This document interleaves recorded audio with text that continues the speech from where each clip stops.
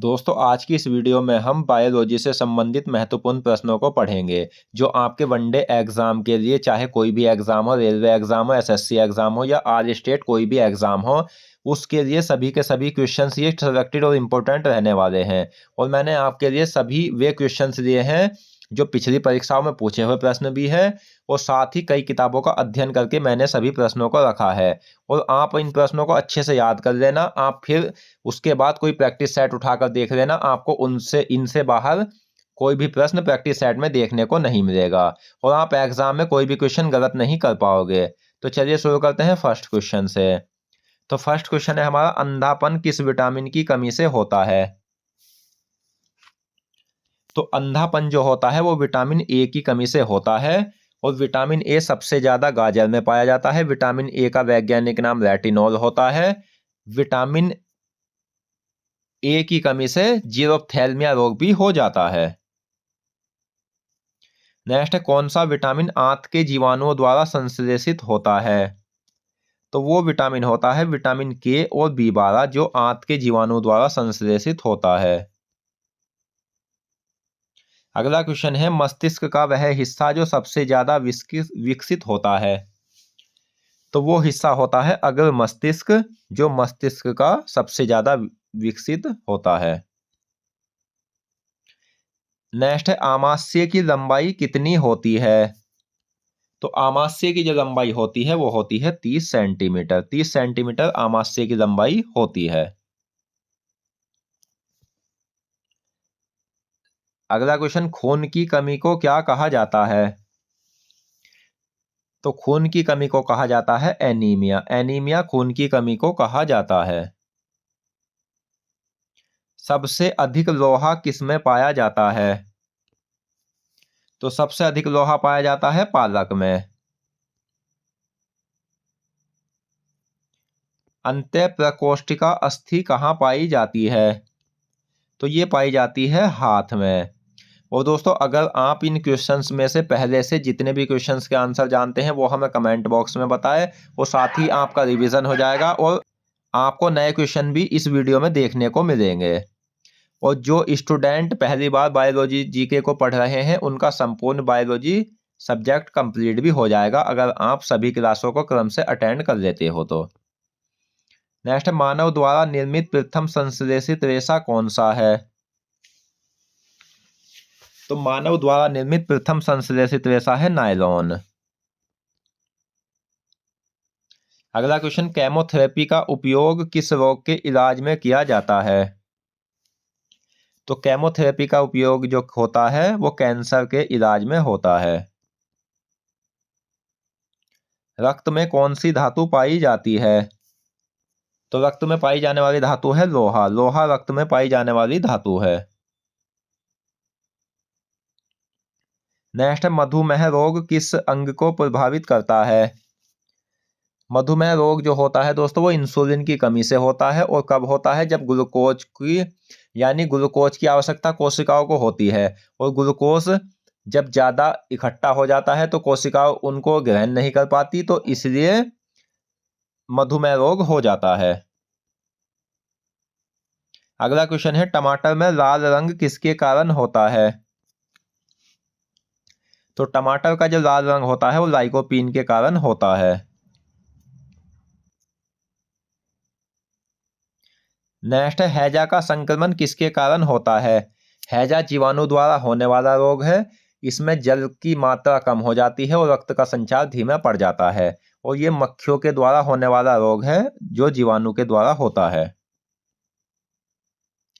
कौन सुरक्षा तंत्र के सारे भागों के बीच सामंजस्य स्थापित करती है? तो सुरक्षा तंत्र के सारे भागों के बीच सामंजस्य स्थापित करती है लिम्फोसाइट्स। अगला क्वेश्चन है, आमाशय की भीतरी दीवार किन कोशिकाओं की बनी होती है? तो आमाशय की भीतरी दीवार बनी होती है एपिथेलियम कोशिकाओं की। मस्तिष्क या अगर मस्तिष्क का वह भाग जो संपूर्ण मस्तिष्क का लगभग 80% होता है, तो वो कहलाता है प्रमस्तिष्क या सेरिब्रम। नेक्स्ट है, सूर्य की किरणों से कौन सा विटामिन मिलता है? तो सूर्य की किरणों से जब मिलता है वो विटामिन डी मिलता है, और विटामिन डी की कमी से बच्चों में रिकेटस रोग हो जाता है और वयस्कों में ओस्टियोमेलिसिया रोग हो जाता है। दांतों में सड़न कितने पीएच मान पर शुरू हो जाती है? तो दांतों में सड़न जो होती है वो 5.5 पीएच मान पर शुरू हो जाती है। कौन सा पाचन अंग ग्रास नली और ग्रहणी के बीच स्थित होता है? तो वो पाचन अंग होता है आमाशय, जिसकी लंबाई 30 सेंटीमीटर होती है। कैप्सूल का आवरण किसका बना होता है? तो कैप्सूल का आवरण बना होता है स्टार्च का। नेक्स्ट, नेत्रदान में आंख का कौन सा भाग प्रयुक्त किया जाता है, या नेत्रदान में आंख का कौन सा भाग दान किया जाता है? तो ये होता है कार्निया, जो नेत्रदान में दान किया जाता है। अगला क्वेश्चन है, जीवन रक्षक हार्मोन किस ग्रंथि से स्रावित होता है? जीवन रक्षक हार्मोन किसे कहते हैं? एड्रीनालिन हार्मोन को, और ये एड्रीनल ग्रंथि से स्रावित होता है। अगला क्वेश्चन है, हृदय रोगियों को ज्यादा नहीं लेना चाहिए? तो हृदय रोगियों को ज्यादा नहीं लेना चाहिए वसा, क्योंकि वसा से कोलेस्ट्रॉल पैदा होता है, जिसके कारण हार्ट अटैक आ सकता है। अगला क्वेश्चन है, टिटेनस रोग किस अंग को प्रभावित करता है? तो टिटेनस रोग प्रभावित करता है मेरुरज्जु को। हैजा रोग किस अंग को प्रभावित करता है? तो हैजा रोग प्रभावित करता है छोटी आंत को। अगला क्वेश्चन, हृदय की धड़कन के कारण धमनियों में होने वाली हलचल क्या कहलाती है, जो हृदय की धड़कन के बराबर होती है? तो वो कहलाती है नाड़ी या धमनी। अगला क्वेश्चन है, हेपेटाइटिस और पीलिया किस अंग को प्रभावित करने वाले रोग है? तो हेपेटाइटिस और पीलिया विषाणु द्वारा होने वाले रोग है, और ये प्रभावित करते हैं यकृत को। नेक्स्ट है, मानव शरीर में जानुका अस्थि कहाँ पाई जाती है? तो मानव शरीर में जानुका अस्थि पाई जाती है पैर में। नेक्स्ट है, वह धमनी जिसमें अशुद्ध रक्त प्रवाहित होता है? तो दोस्तों, रक्त परिसंचरण तंत्र में धमनी, सिराएं और हृदय भाग लेते हैं। धमनियों में शुद्ध रक्त बहता है, सिराओं में अशुद्ध रक्त बहता है। वहीं हम बात करें तो एक धमनी ऐसी होती है जिसमें अशुद्ध रक्त बहता है, वो होती है पल्मोनरी धमनी। नेक्स्ट, किसमें हृदय से फेफड़ों के लिए अशुद्ध रक्त बहता है? तो हृदय से फेफड़ों के लिए अशुद्ध रक्त बहता है पल्मोनरी धमनी में। कौन रक्त के संचालन में सहायक होता है? तो रक्त के संचालन में सहायक है आरबीसी, जिसे एरिथ्रोसाइट्स भी कहा जाता है। आरबीसी का पूरा नाम है लाल यानी रेड ब्लड सेल्स। आरबीसी को हिंदी में कहते हैं लाल रक्त कण। इसका जीवन काल 120 दिन होता है। आरबीसी का निर्माण अस्थि मज्जा में होता है और मृत्यु प्लीहा में होती है। दाढ़ी मूंछों का निकलना किस हार्मोन से संबंधित है? तो दाढ़ी मूंछों का निकलना है टेस्टोस्टेरोन हार्मोन से संबंधित। स्कर्वी और पायरिया किस अंग को प्रभावित करता है? तो स्कर्वी और पायरिया जो प्रभावित करता है दोस्तों, वो करता है मसूड़ों को। और ये रोग जो होते हैं, स्कर्वी रोग तो विटामिन सी की कमी से होता है, पायरिया रोग होता है प्रोटोजोआ की वजह से। नेक्स्ट है, मणिबंध अस्थि कहाँ पाई जाती है? तो मणिबंध अस्थि पाई जाती है हाथ में। किसके जन्म दिवस पर 14 जून को विश्व रक्तदाता दिवस मनाया जाता है? तो एक तो आपको ये याद रखना है कि विश्व रक्तदाता दिवस 14 जून को मनाया जाता है, और ये किसके जन्म दिवस पर? कार्ल लैंडस्टेनर के जन्म दिवस पर। कार्ल लैंडस्टेनर वे थे जिन्होंने रक्त समूह की खोज की थी 1900 ईस्वी में। इन्होंने 3 रक्त समूह की खोज की थी, ए, बी और ओ। जबकि 4 रक्त समूह होते हैं। चौथे रक्त समूह ए बी की खोज की थी कैस्टिलो और स्टूलरी ने।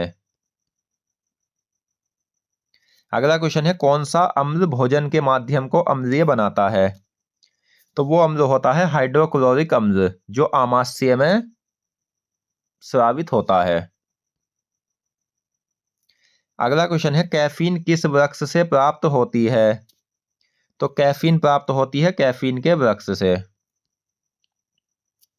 नेक्स्ट है हल्दी में पीला रंग किसके कारण होता है? तो हल्दी में पीला रंग होता है कुरकुमिन के कारण। अगला क्वेश्चन है ट्रैकोमा और ग्लूकोमा किस अंग से संबंधित रोग है? तो ये दोनों रोग संबंधित है आंख से। रुधिर का तरल भाग क्या कहलाता है? रुधिर का तरल भाग कहलाता है प्लाज्मा, जो रक्त का 55% भाग होता है। नेक्स्ट है रुधिर के प्लाज्मा में किसके द्वारा एंटीबॉडी या प्रतिरक्षी प्रोटीन निर्मित होते हैं? तो ये होते हैं लिम्फोसाइट्स के द्वारा। अगला क्वेश्चन है पेनिसिलिन किस पौधे द्वारा प्राप्त होती है? तो पेनिसिलिन प्राप्त होती है कवक द्वारा, और पेनिसिलिन की खोज अलेक्जेंडर फ्लेमिंग ने की थी। यह भी आपको याद रखना है। तो दोस्तों आज की इस वीडियो में हमने बायोलॉजी से संबंधित महत्वपूर्ण प्रश्नों को पढ़ा और मैं आशा करता हूं क्वेश्चंस आपको अच्छे समझ आ गए होंगे। तो मिलते हैं नेक्स्ट वीडियो में। धन्यवाद।